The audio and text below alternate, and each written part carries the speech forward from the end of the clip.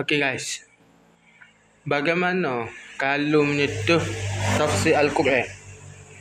Tafsir Al-Quran ketika tak ada wuduk, ketika berhadas. Lagu mana hukum dia?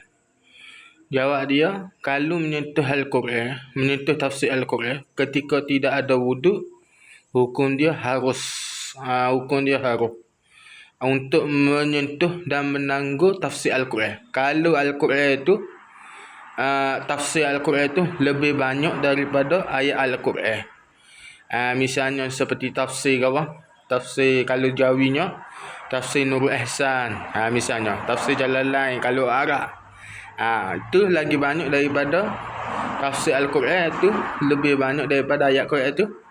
Kalau sentuh ketika tak ada wuduk, hukum dia harus.